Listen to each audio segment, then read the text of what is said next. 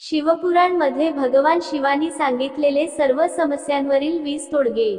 1. आकृईचा गुलाबी फूल। कधी खूप कठीण परिस्थितीमध्ये तुम्ही फसला असाल, तुम्हाला खूप भीती वाटत असेल, खूप वाईट होणार आहे, किंवा तुम्हाला असं वाटत असेल तुमचा डावा डोळा फडफडतोय, काहीतरी गडबड होणार आहे, तेव्हा जे रुईचा गुलाबी फूल असतात ते महादेवाच्या मंदिरामध्ये जाऊन अशोक सुंदरीला स्पर्श करून शिवलिंगावर व्हावे।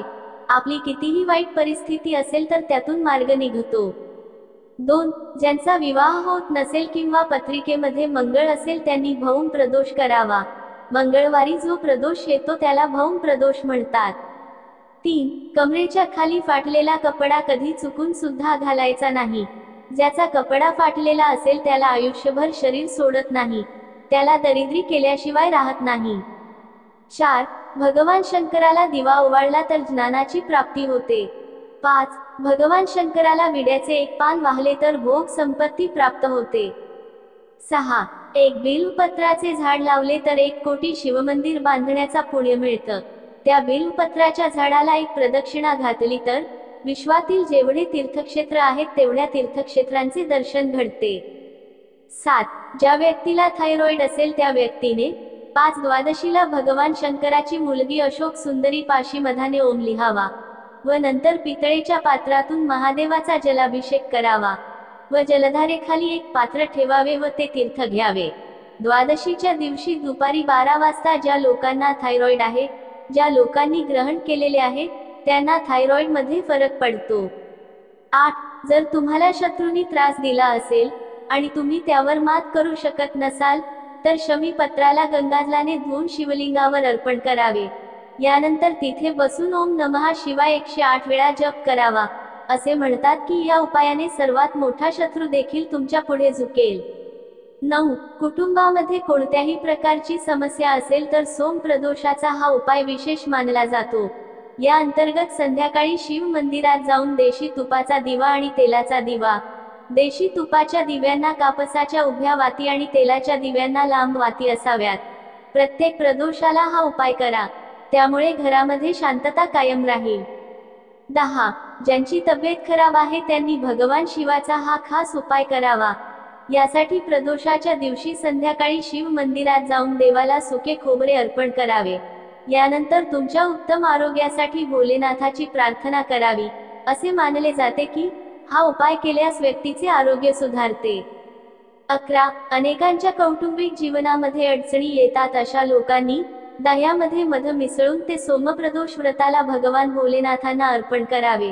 असे केल्याने घरातील संकटे संपतात आणि कौटुंबिक जीवनामध्ये शांती आणि प्रेम येते असे मानले जाते। 12. जर आपण प्रदोष करत नसाल तर शिवलिंगच्या जिथून पाणी खाली पडते त्या ठिकाणी भगवान भोले बाबाचे चरण असतात।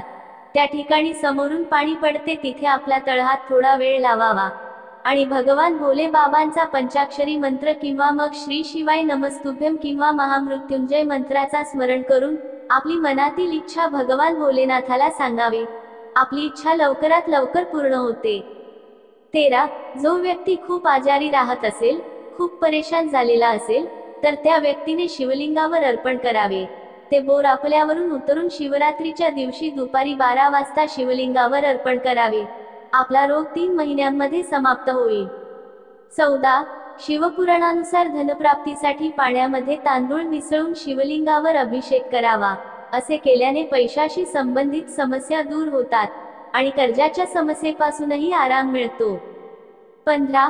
पाण्यामध्ये काळे तीळ मिसळून शिवलिंगाचा अभिषेक केल्याने सर्व पापे नष्ट होतात आणि जीवनातील सर्व संकटे दूर होतात। यामुळे अशुभही कमी होऊन शुभता प्राप्त होते आणि सर्व प्रकारचे सुख प्राप्त होते। 16. वितरणकडून आशीर्वाद घ्याल। पाण्यामध्ये जाऊ मिसळून शिवलिंगाचा अभिषेक केल्याने आनंद वाढतो आणि पितरांचा आशीर्वादही मिळतो। त्याचबरोबर गहू अर्पण केल्याने वंश वाढतो आणि कुटुंबातील सदस्यांमध्ये परस्पर प्रेम टिकून राहते आणि नकारात्मक वातावरणाचे सकारात्मकतेमध्ये रूपांतर होते। 17. लग्न करायचे असेल तर करा हा उपाय। शिवपुराणानुसार लग्न करू इच्छिणाऱ्या लोकांसाठी शिवपुराण मध्ये उपाय सांगितलेला आहे।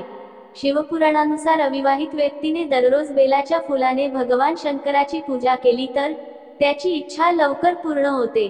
जुईच्या फुलाने पूजन केल्याने कधीही धन आणि धान्याची कमतरता भासत नाही. 18. तुम्हाला तुमच्या कामाच्या ठिकाणी यश मिळेल. शुभ्र वस्त्र किंवा पवित्र धागा भगवान शंकराला अर्पण केल्याने दीर्घायुष्य मिळते आणि मनोकामना सुद्धा पूर्ण होतात. यासोबत कामाच्या ठिकाणी यश सुद्धा मिळते आणि नवीन संधीही मिळतात. 19. शिवपुराणानुसार पाण्यामध्ये देशी तूप मिसळून शिवलिंगाचा अभिषेक केल्यास शारीरिक दुर्बलता दूर होते. याशिवाय मधाने पूजा केल्याने टीबीचे रुग्णही बरे होतात आणि आकृईचे फूल अर्पण केल्याने मोक्ष प्राप्त होतो. 20. शिवपुराणानुसार एखादी व्यक्ती शारीरिक आणि मानसिक रूपात कमजोर असेल तर त्या व्यक्तीने दररोज गाईच्या तुपाने भगवान शिवाला अभिषेक करावा. तर मित्रांनो, हा व्हिडिओ आवडला असेल तर कमेंटमध्ये नक्की सांगा. व्हिडिओला लाईक, शेअर आणि चॅनलला सबस्क्राईब नक्की करा. धन्यवाद.